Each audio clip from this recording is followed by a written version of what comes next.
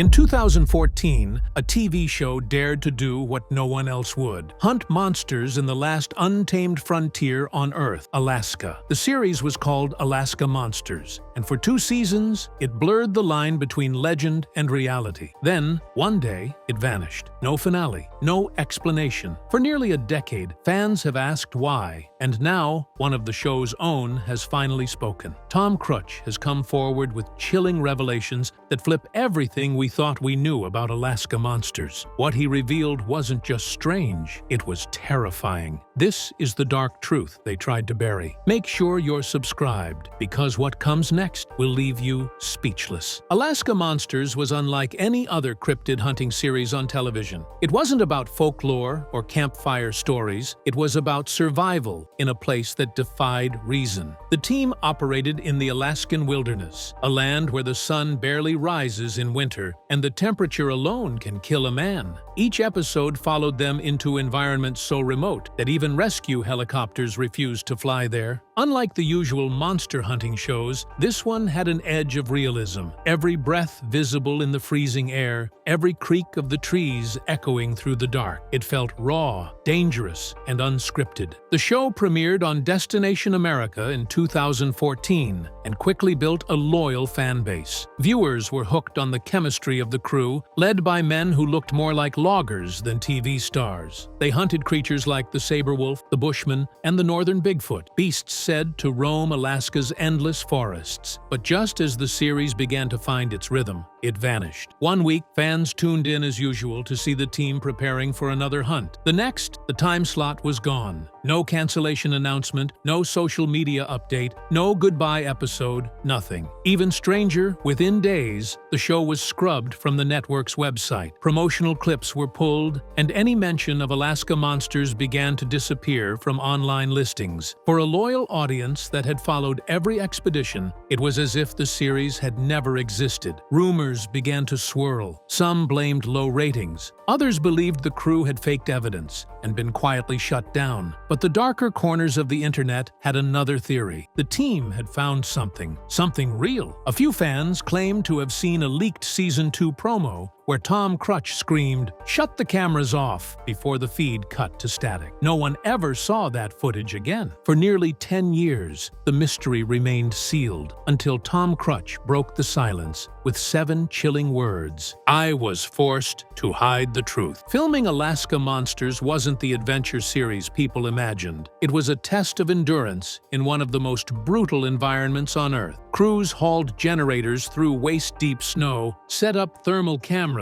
that froze solid, and fought to stay alive while chasing something that might not have existed. GPS units failed. Batteries drained within minutes. Even radio contact with base camp would vanish without warning, leaving the crew alone in a silence so complete it felt alive. Locals had warned them about it, about the strange lights that moved through the forests, and the sounds that echoed back differently than they were made. "Out there," one villager told Tom Crutch, "the woods listen." The first season was led by Little Bear, a boisterous, fearless frontman who treated every hunt like a showdown with folklore itself. But by the second season, the tone shifted. Tom Crutch stepped in as field lead, calm, analytical, less interested in spectacle, and more focused on evidence. Under his direction, the show lost some of its theatrical flair, but gained something far more unsettling: authenticity. The crew began capturing heat signatures they couldn't explain, massive footprints in untouched snow,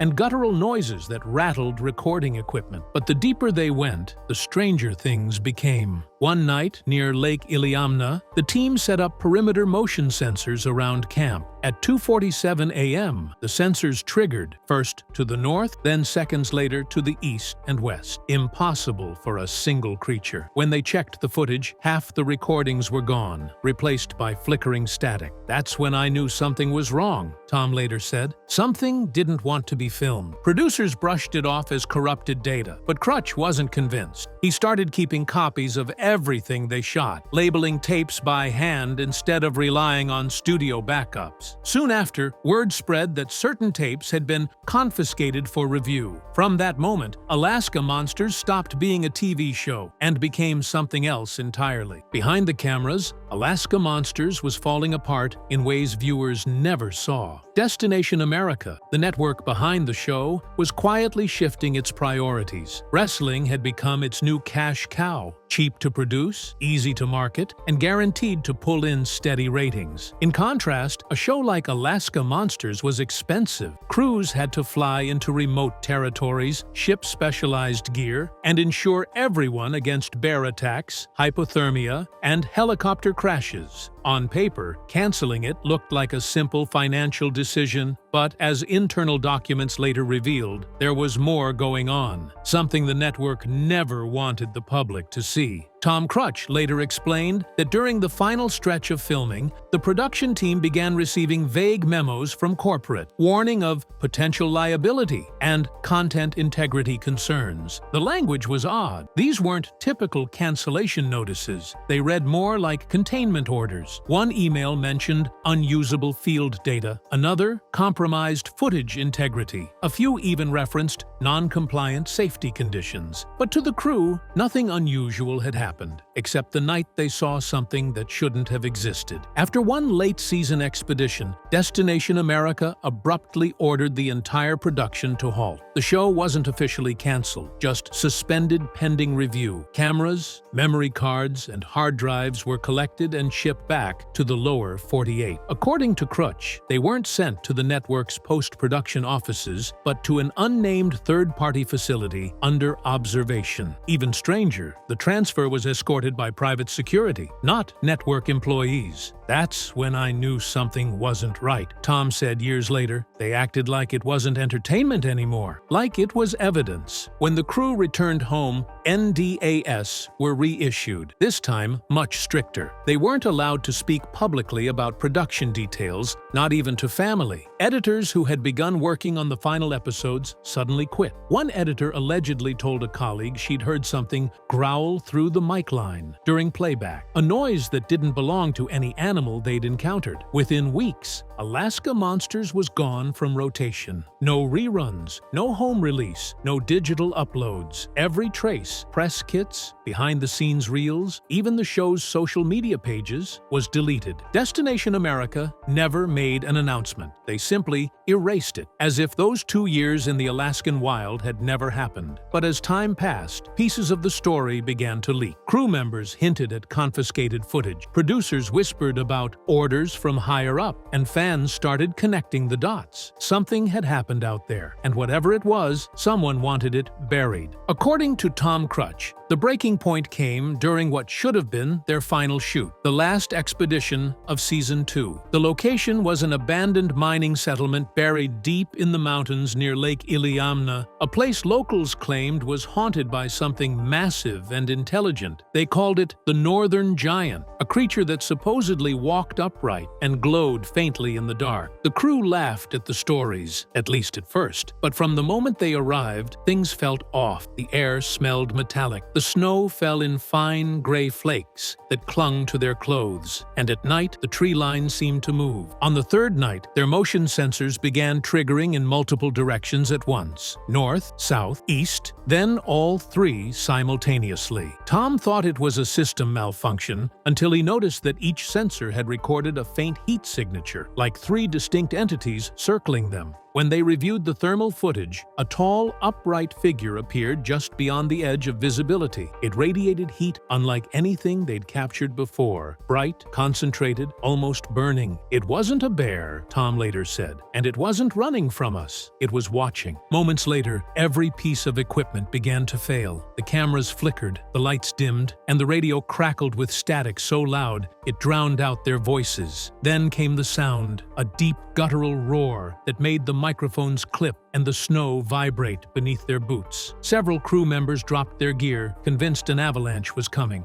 but the mountains were still. The only thing that moved was the dark shape between the trees. Tom shouted for everyone to retreat to the trucks. They packed in silence, too shaken to speak, but something followed them down the trail. They could hear it pacing in the woods beside their vehicles, heavy footsteps crunching through the ice. When they finally reached camp, the power generators refused to start. Only one handheld camera kept recording, and according to Tom, that footage was later seized before the crew crew even reached Anchorage. In the days after, the team was flown home early. None of them were allowed to discuss what they'd seen. When Tom asked to review the tapes, he was told they were being handled by consultants. No one ever saw that footage again. Years later, one of the cameramen reportedly confided to a friend, "It wasn't an animal. It knew we were there, and it wanted us gone." That was the night Alaska Monsters ended. Not on television, but in the frozen dark, with a roar no one could explain. ChatGPT said, when the crew returned from that final expedition, Tom Crutch expected a standard post-production process. Edit the episodes, record narration, and prepare for air. Instead, everything stopped. Calls to Destination America went unanswered. Weeks passed, then months, with no word. The production office in Fairbanks was quietly closed, and the editing team was told the show was under internal review. Soon after, the remaining crew received an email stating that their paychecks were being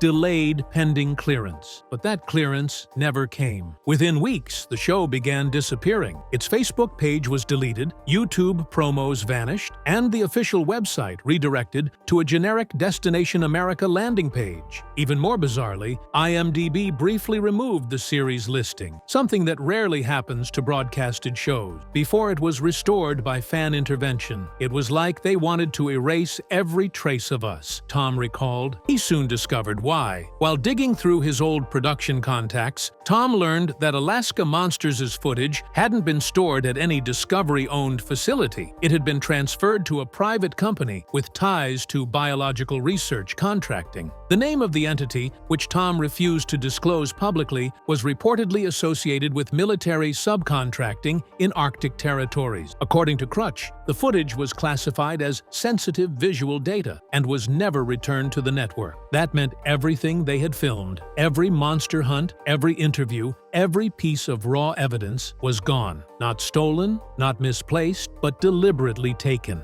And none of the cast were compensated for the seizure. Contracts became void, royalties frozen, and correspondence abruptly ended. Alaska Monsters was officially dead, but it didn't end there. Years later, Tom was contacted by an anonymous source claiming to have worked at the same facility where the footage was analyzed. The source described one file that stood out from the rest, a thermal recording showing a figure responding to the crew's infrared lights in impossible ways.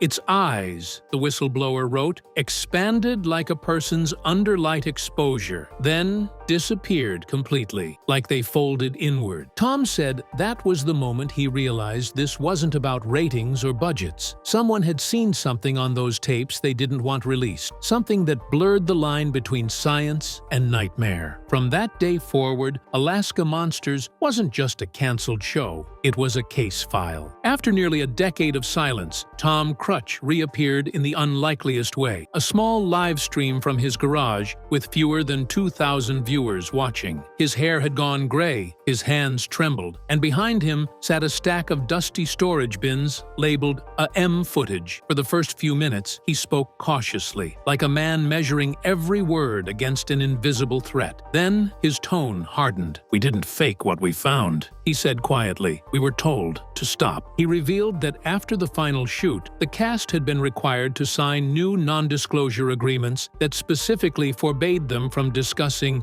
unreleased visual materials. The penalties were extreme: six-figure fines and permanent blacklisting from all Discovery-owned media. Tom said most of the crew signed out of fear, but he couldn't let it go. "I kept hearing that sound in my head," he admitted, "that growl. I still hear it sometimes, in my dreams." The most shocking part of his confession came halfway through the stream. Tom claimed that one of the cameramen, a man only identified as Nick, had secretly duplicated part of the thermal footage before the studio seized it. "He told me he couldn't let it all disappear," Tom said. "He made a backup drive the night before they took our gear." That drive, according to Tom, was never found. Some believe it was destroyed. Others claim it was quietly sold to a private collector for a small fortune. As he spoke, Tom seemed torn between fear and relief. He said he'd kept quiet because people close to the production had warned him off, implying that someone powerful wanted the story buried. "They told me it was just a show," he said, his voice cracking, "but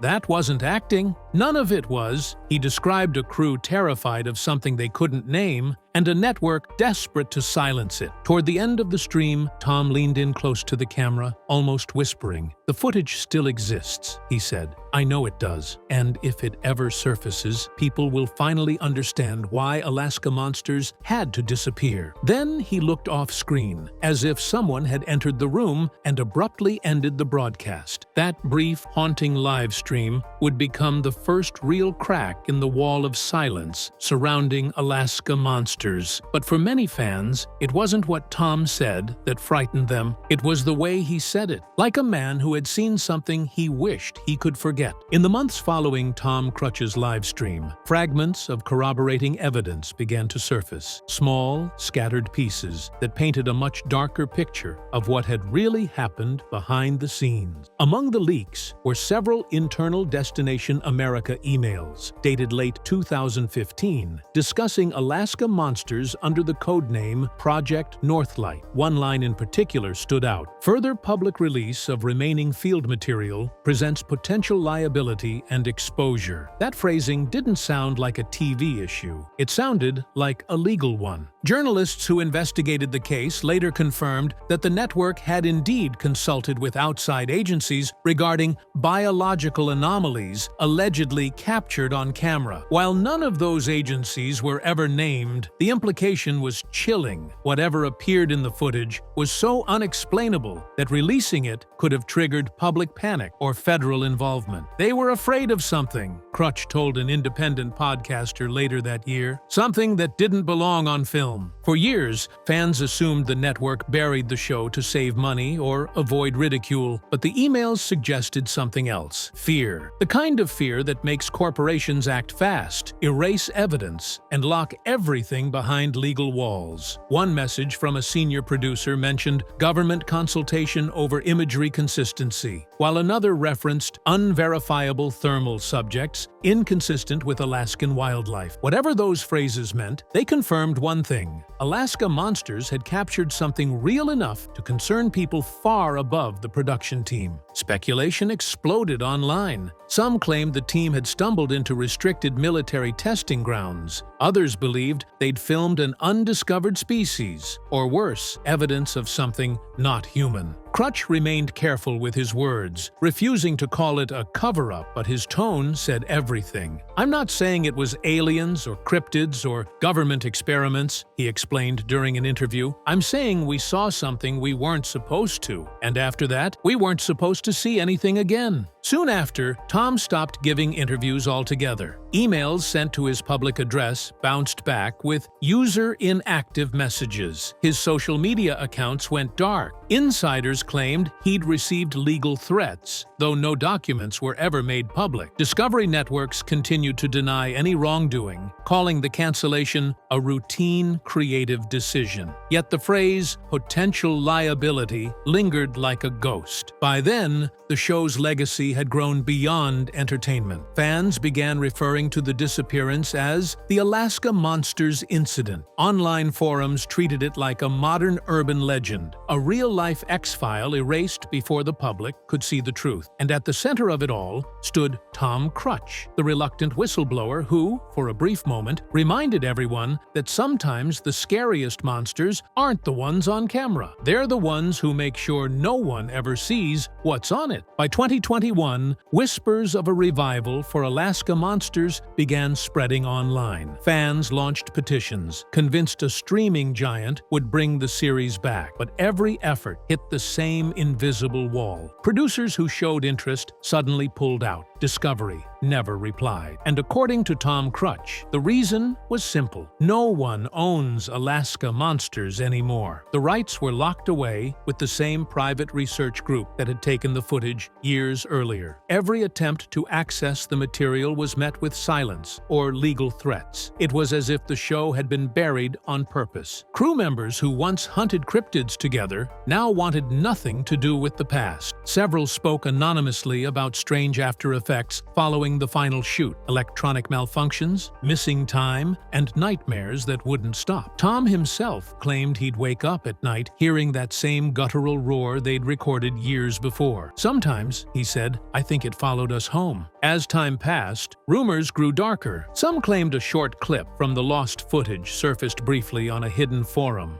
A glowing figure turning its head toward the camera before cutting to static. No one could verify it, but those who claimed to have seen it said it felt too real to fake. Today, Alaska Monsters exists only in fragments and fading memory. The network disowned it, the footage is locked away, and the people who lived it seem haunted by something they can't explain. For fans, it's a legend, the show that found something real and was destroyed for it. Tom Crutch's final words before disappearing sum up the mystery better than anyone else ever could. They wanted the monsters gone, but they're still out there.